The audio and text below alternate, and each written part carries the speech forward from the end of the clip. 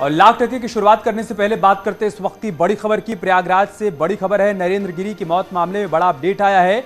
नरेंद्र गिरी के बंद कमरे से 3 करोड़ रुपए कैश बरामद किया गया है। सूत्रों के हवाले से यह खबर आ रही है, करोड़ों रुपए के गहने भी मिले हैं। सीबीआई की टीम ने आज कमरा खोला था। 1 साल बाद यह कमरा खोला गया। नरेंद्र गिरी की संदिग्ध परिस्थितियों में मौत हुई थी। करोड़ों की संपत्ति के रजिस्ट्री के पेपर भी मिले हैं। तो बड़ी खबर हम आपको बता रहे हैं, आज सीबीआई की टीम ने नरेंद्र गिरी के संदिग्ध हालात में मौत के बाद जिन कमरों को सील किया था उन कमरों को खोला गया और वहां से 3 करोड़ रुपए कैश बरामद किए गए हैं। सूत्रों के हवाले से जानकारी मिल रही है। इसके अलावा वहां से रजिस्ट्री के कागज भी बरामद किए गए हैं, ये जानकारी भी सामने आ रही है। और साथ ही साथ जेवरात भी वहां पर मिले हैं, ये भी सूत्रों के हवाले से जानकारी मिली। तो कमरे के अंदर से ये सब कुछ मिला है। करोड़ों रुपए कैश मिले हैं, गहने मिले हैं और करोड़ों रुपए की जमीन की रजिस्ट्री के पेपर भी मिले हैं। और ऐसे में 1 साल हो चुका है नरेंद्र गिरी की संदिग्ध परिस्थिति में मौत हुई थी और इसी मामले में आनंद गिरी इस वक्त जेल में बंद है। और यहां देखिए, 1 साल बाद जब सीबीआई ने कमरा खोला तो 3 करोड़ रुपए कैश मिले हैं, करोड़ों के गहने मिले हैं और रजिस्ट्री के पेपर मिले हैं। अखाड़ा परिषद के अध्यक्ष महंत नरेंद्र गिरी की संदिग्ध मौत के बाद एक बार फिर से सीबीआई आज श्रीमठ बाघंबरी गद्दी पहुंची है। जो महंत नरेंद्र गिरी का कमरा था, जिस कमरे में महंत नरेंद्र गिरी रहते थे, उस कमरे को खोलने के लिए अर्जी लगाई थी। मठ के उत्तराधिकारी महंत बलबीर गिरी ने उसी कमरों को खोलने के लिए आई थी। और ये बताया जा रहा है कि इस कमरे के अंदर काफी कैश मिला है, इसके साथ ही ज्वेलरी भी मिली है। तो उस कैश की अभी फिलहाल गिनती हो रही वहां पर। और अब मठ के गेट को आप देख सकते हैं कि पूरी तरह से मठ का ये गेट बंद कर दिया गया है। कोई भी व्यक्ति बाहर से अंदर नहीं जा सकता है। अंदर से कोई व्यक्ति बाहर तभी आ सकता है जब सीबीआई और पुलिस के आला अधिकारियों की इजाजत होगी। तो सब कुछ अब मठ के अंदर है और वहां पर तमाम जो चीजें मिली हैं, दस्तावेज जो मिले हैं, उन सब का मिलान किया जा रहा है, उसकी सूची बनाई जा रही है। और उसके आधार पर कमरा खुलने के बाद सभी चीजें महंत बलबीर गिरी, जो कि मठ के अब उत्तराधिकारी हैं, उनके सुपुर्द की जाएगी। तो ये सब कुछ प्रशासन और पुलिस के अधिकारियों की देखरेख में हो रहा है। तो अधिकारी यहाँ पर मौजूद हैं और करीब 1:30 बजे से लेकर अब तक देर रात तक यहाँ पर सीबीआई के अधिकारी, पुलिस और प्रशासन के आला अधिकारी मौजूद हैं और कार्रवाई जारी है। कैमरा पर्सन संजीव मिश्रा के साथ सर्वेश दुबे, न्यूज़ 18 प्रयागराज। और चलिए बात सियासत की कर लेते हैं। ओम प्रकाश राजभर और अखिलेश की राहें जुदा हुए लंबा वक्त बीत चुका है, लेकिन दोनों तरफ से तल्खी जाती फिलहाल नहीं दिख रही है। सुहेलदेव भारतीय समाज पार्टी के अध्यक्ष ओम प्रकाश राजभर ने अखिलेश यादव पर गंभीर आरोप लगाए हैं। राजभर ने अखिलेश पर एसबीएसपी को तोड़ने का आरोप लगाते हुए निशाना साधा और कहा कि हमारे नेताओं को बरगलाया जा रहा है, उनको पार्टी से दूर किया जा रहा है। उन्होंने ये भी कहा, खुद की पार्टी को समंदर कहा और कहा कि 2 लोटा अगर पानी निकाल लेंगे तो कोई फर्क नहीं पड़ेगा समंदर पर। ये देखिए फोटो।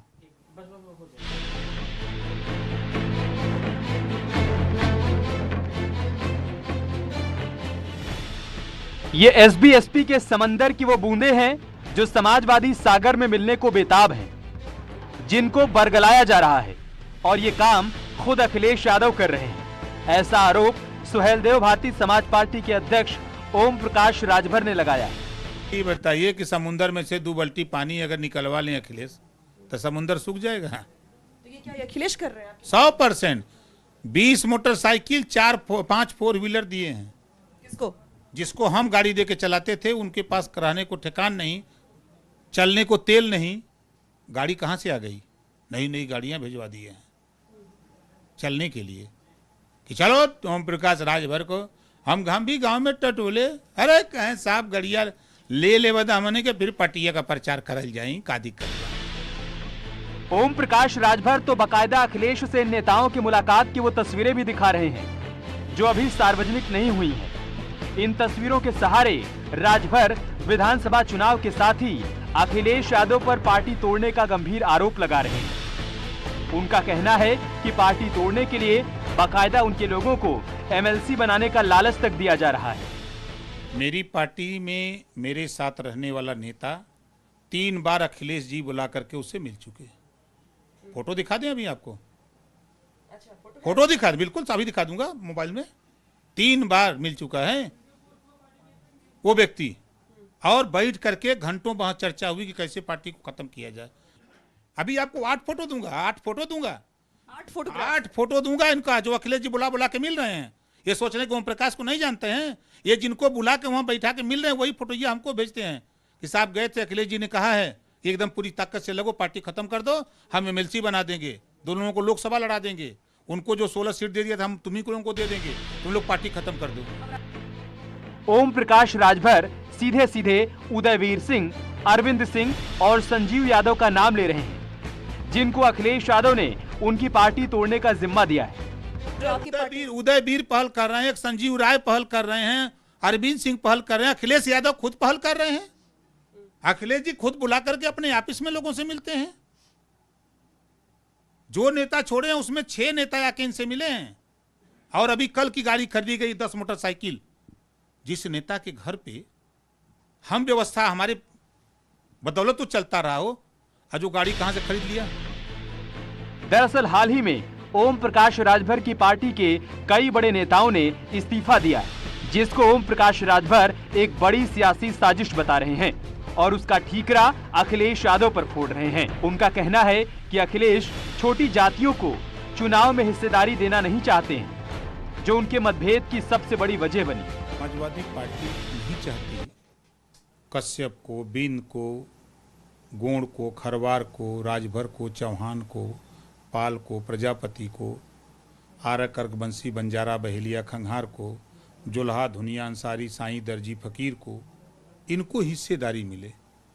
ये सिर्फ वोट देने की मशीन बने रहें, ये हमको वोट दें, हमारी सरकार बनावें, ये समाजवादी पार्टी चाहती है। 2022 विधानसभा चुनाव में अखिलेश से हाथ मिलाने वाले ओम प्रकाश राजभर और अखिलेश की राहें राष्ट्रपति चुनाव के दौरान ही जुदा हो चुकी हैं।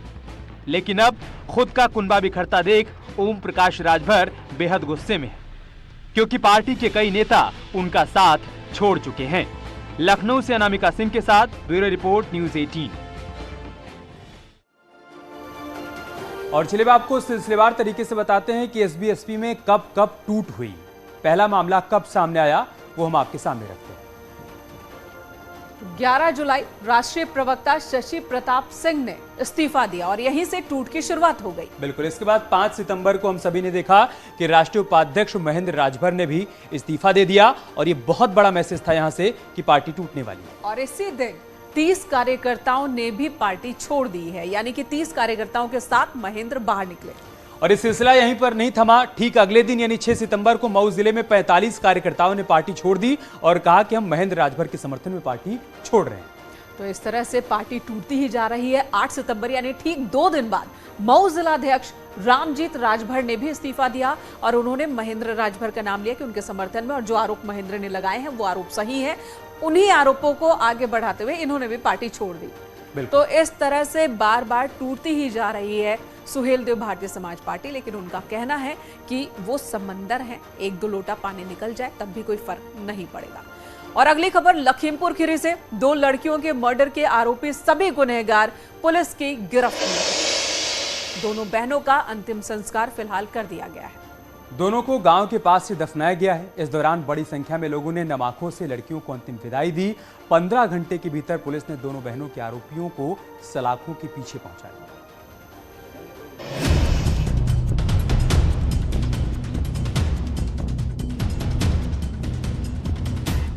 15 घंटे से भी कम वक्त में पुलिस ने लखीमपुर कांड के एक आरोपी को दबोच लिया है।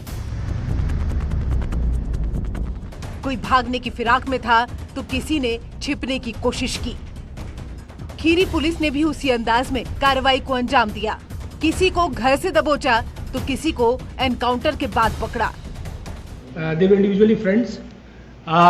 ये फ्रेंडशिप रिसेंट थी, उनको फुसलाया गया था, बहलाया गया था, ऐसी नहीं थी। लेकिन कल बहला फुसला के इन लोगों को खेत में ले जाया गया है और उनसे इच्छा के विरुद्ध उनसे वहाँ पे उन लोगों ने शारीरिक संबंध बनाए। जो 6 के 6 लोग हैं, सभी लोग हमारी हिरासत में हैं। पुलिस ने खुलासा करते हुए जिन 6 आरोपियों को गिरफ्तार किया है उनमें पहला नाम छोटू है। ये मृतक लड़कियों का पड़ोसी है। इसने ही कल दोपहर 3 लड़कों को बुलाया। इनकी दोस्ती छोटू ने दोनों लड़कियों से करवाई। दूसरे और तीसरे नंबर के आरोपी हैं जुनैद और सुहेल। ये दोनों बगल के गांव लालगंज के रहने वाले हैं। इन दोनों पर ही रेप का आरोप है।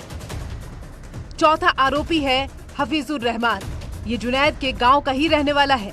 घटना के समय आरोपियों के साथ इसे कल रात ही छोटू और सुहेल के साथ गिरफ्तार किया गया। पांचवें और छठे आरोपी हैं करीमुद्दीन उर्फ डीडी और आरिफ। ये दोनों सुहेल और जुनैद के साथी हैं। रेप के बाद इन दोनों ने हफीजुर रहमान के साथ मिलकर गला दबाकर हत्या की और शवों को पेड़ से टांगने में मदद की। इस केस की सभी पहलुओं को देखा गया, सारे फॉरेंसिक एविडेंसेस वहां कलेक्ट किए गए तथा 24 घंटे के अंदर ही सारे अभियुक्त, जिसमें से एक व्यक्ति नामजद था तथा 5 अन्य अभियुक्त इसमें गिरफ्तार किए गए हैं। इस सनसनीखेज वारदात की जांच जैसे जैसे आगे बढ़ रही है, कई और चौंकाने वाले खुलासे हो रहे हैं। पोस्टमार्टम रिपोर्ट और जांच में जो सामने आया है उसके मुताबिक पहले दोनों नाबालिगों से रेप किया गया, फिर दुपट्टे से गला दबाकर उनकी हत्या की गई और हत्या को आत्महत्या दिखाने के लिए शव पेड़ से लटका दिए गए। इस वक्त मैं तमोलिन पूर्वा के उसी पीड़ित परिवार के घर पर मौजूद हूं, जहां बताया जाता है कि जो ये नल है, कल दोपहर में यहीं पर बैठकर वो दोनों, जो नाबालिग बच्ची है, एक अंदर थी और एक बाहर कपड़े धुल रही थी, और उसी दौरान गांव का एक छोटू गौतम नाम का शख्स अपने कुछ साथियों के साथ आता है जो कि गैर समुदाय से बिलोंग करते हैं। वो यहाँ पर आकर इन दोनों लड़कियों को जबरन बाइक से उठाकर ले जाते हैं। दोनों बेटियां परिवार की लाडली थी, लेकिन एक झटके में मातम पसर गया। कल शाम तक जहां लोगों में गुस्सा और गम था, वहीं अब पुलिस ने जिस तेजी से केस का खुलासा कर कार्रवाई की है, उसने परिवार के गुस्से को थोड़ा कम किया है। लेकिन दुखों के बादल भला कहां छटने वाले हैं। Bureau report, news 18। तो लखीमपुर खीरी में 2 नाबालिग बहनों की हत्या को लेकर यूपी में सियासी माहौल भी गरमाया हुआ है। विपक्ष जहां कानून व्यवस्था के बहाने सरकार को घेरने की कोशिश कर रहा है, तो वहीं तमाम और बड़ी बातें भी सामने आई हैं। 15 घंटे के अंदर ही सभी 6 आरोपियों की गिरफ्तारी के बाद सरकार की ओर से भी विपक्ष पर पलटवार शुरू हो गया।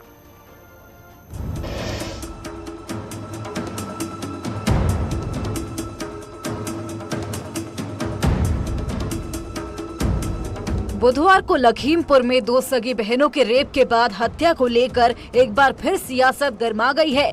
हाथरस कांड के बाद विपक्ष एक बार फिर दलित पर अत्याचारों को लेकर लामबंद होता दिख रहा है। कानून व्यवस्था को लेकर सरकार से सवाल पूछे जा रहे हैं। समाजवादी पार्टी सीधे तौर पर सरकार के खिलाफ हमलावर नजर आई। उत्तर प्रदेश की योगी सरकार में लगातार दलितों पे अत्याचार बढ़ता ही चला जा रहा है। महिलाओं पे लगातार अत्याचार हो रहा है। हाथरस घटना के बाद अब लखीमपुर खीरी में 2 बहनों को अगवा कराकर उनकी हत्या कर दी जाती है। ये जंगल राज चल रहा है, गुंडा राज चल रहा है। महिलाओं के घर से निकलना मुश्किल हो गया है। इसीलिए तो महिलाओं के अत्याचार में और दलितों के अत्याचार में उत्तर प्रदेश नंबर 1 हो गया है। तो लखीमपुर कांड को लेकर मायावती ने भी ट्वीट कर सरकार पर निशाना साधा। उन्होंने लिखा कि लखीमपुर खीरी की घटना दुखद और शर्मनाक है। यूपी में अपराधी बेखौफ हैं क्योंकि सरकार की प्राथमिकताएं गलत हैं। ये घटना यूपी में कानून व्यवस्था और महिला सुरक्षा आदि के मामले में सरकार के दावों की जबरदस्त पोल खोलती है। तो भारत जोड़ो यात्रा निकाल रहे कांग्रेस सांसद राहुल गांधी भी ट्वीट करने में पीछे नहीं रहे। उन्होंने लिखा कि लखीमपुर में दिन दहाड़े 2 नाबालिग दलित बहनों के अपहरण के बाद उनकी हत्या बेहद विचलित करने वाली घटना है। हमें अपनी बहनों और बच्चियों के लिए देश में एक सुरक्षित माहौल बनाना चाहिए। वहीं लखीमपुर कांड में 15 घंटे के अंदर एक्शन के बाद सरकार की ओर से भी विपक्ष पर पलटवार किया गया। डिप्टी सीएम ब्रजेश पाठक ने विपक्ष को राजनीति के लिए आड़े हाथ लिया तो दोषियों के खिलाफ सख्त से सख्त कार्रवाई की बात कही। इस प्रकरण में पूरी तरह से सरकार इन पर ऐसी कार्रवाई कठोर करेगी कि आने वाली पीढ़ियां की रूह भी कांपेगी इन अभियुक्तों की, और पूरी तरह से सरकार पीड़ित परिवार के साथ है। देखिए, विपक्ष के आप जानते हैं कि जब उनकी सरकार थी तो उस समय की घटनाओं को उन्हें याद करना चाहिए।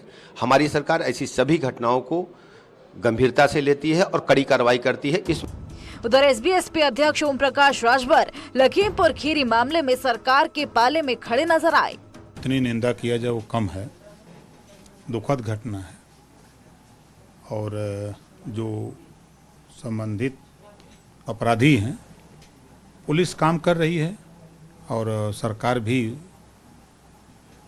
ऐसी घटनाओं को संज्ञान में लेके त्वरित कार्रवाई करती है।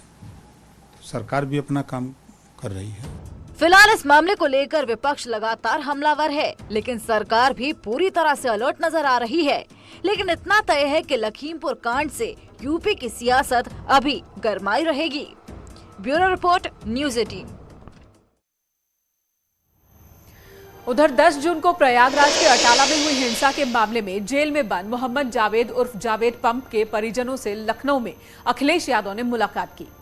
समाजवादी पार्टी के अध्यक्ष अखिलेश से उनके आवास पर जावेद पंप के परिजनों ने तकरीबन 30 मिनट तक मुलाकात की। इस दौरान अखिलेश ने हर संभव मदद का भरोसा दिया।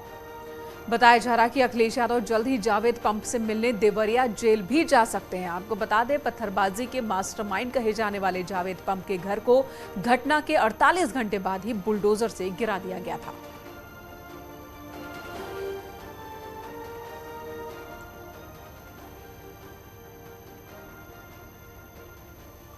वहीं अखिलेश के जावेद पंप से मुलाकात करने के लिए देवरिया जेल जाने की खबर आने के बाद से बीजेपी ने इसका निशाना साधा है। सुब्रत पाठक ने कहा है कि पहले आतंकवादियों से मुलाकात और अब पत्थरबाजी के आरोपी से मुलाकात। उमाम और उनकी बेटी सुमैया ये लखनऊ में माननीय राष्ट्रीय अध्यक्ष अखिलेश यादव जी से मुलाकात कराया मैंने, और साथ में माननीय जी ने उनको पूरा आश्वस्त किया कि हम आपकी हर तरह से मदद करेंगे, विधि की भी मदद करेंगे, ज़रूरत पड़ेगी तो बढ़िया वकील के लिए भी व्यवस्था वो करेंगे। साथ में उन्होंने हर तरह की आर्थिक मदद, राजनीतिक मदद का भरोसा दिया। सुप्रीम कोर्ट तक की कहा कि लड़ाई लड़ने के लिए हम हैं। अब माननीय राष्ट्रीय अध्यक्ष जी ने उनके परिवार को आश्वस्त किया कि अतिशीघ्र विधायकों का एक प्रतिनिधिमंडल देवरिया जेल में, जहाँ पे जावेद साहब बंद हैं, वहाँ भेजेंगे और स्वयं जब देवरिया जाएंगे तो जेल में जावेद। पिछले दिनों प्रयागराज में हुई हिंसा के दोषी जावेद पंप जो कि देवरिया जेल में बंद है, सुना है उससे मिलने श्री अखिलेश यादव जी जा रहे हैं। अखिलेश यादव जी की मानसिकता ही है कि जिस प्रकार से मुजफ्फरनगर दंगे के दोषी को जब वो अपने सरकारी हवाई जहाज से मुख्यमंत्री रहते हुए मुख्यमंत्री आवास पे बुलाते हैं, मुख्यमंत्री बनते ही आतंकवादियों के ऊपर से मुकदमे वापस लेने का प्रयास करते हैं, तो आखिर ये वोट बैंक की राजनीति के लिए कितना नीचे गिर जाएंगे जो दंगाइयों को, पत्थरबाजों का भी समर्थन करने लगेंगे। अखिलेश जी की मानसिकता को पूरा प्रदेश देख रहा है और इसीलिए कहा गया है कि जो जितना बड़ा अपराधी वो उतना बड़ा समाजवादी। इधर उत्तराखंड में अभी नया भू कानून लागू भी नहीं हुआ, लेकिन इससे पहले धार्मिक स्थलों के नाम पर सरकारी जमीन पर कब्जे के मामले सामने आने लगे। ऐसा ही एक मामला देहरादून के पास के जंगल से भी सामने आया है, जिसके बाद इस पूरे मामले की जांच पड़ताल की बात कही जा रही है।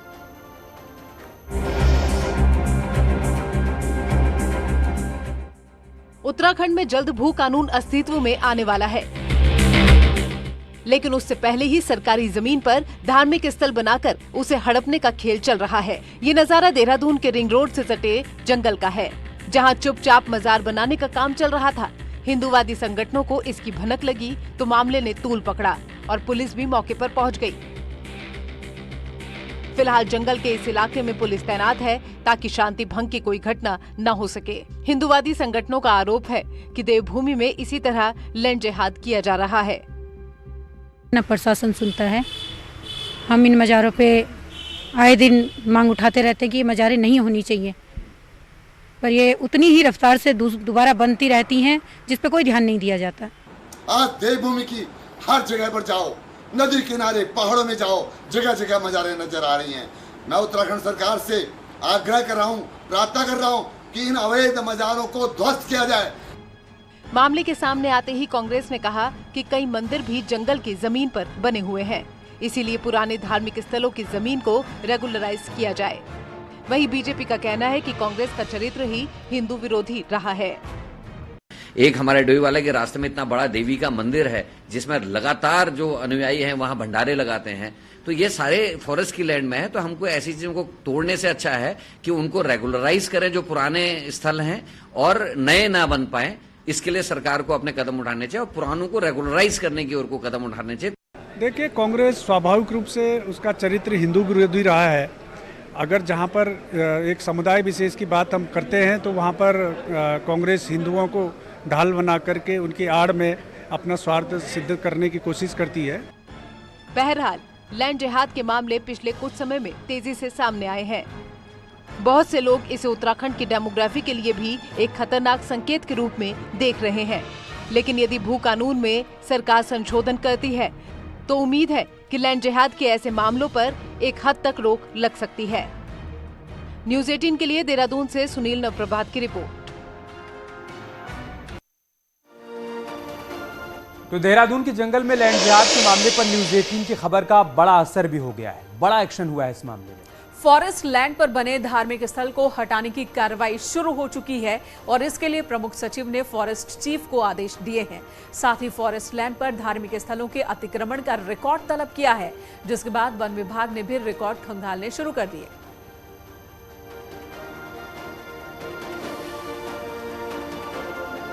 इस संबंध में जो फॉरेस्ट के हेड ऑफ द डिपार्टमेंट हैं उनसे आख्या मांगी गई है और आख्या मतलब उसमें जब जैसे ही सूची आ जाएगी तो उसको किस तरह से चरणबद्ध रूप से कार्रवाई की जानी है उसके बारे में हम लोग प्लान कर रहे हैं।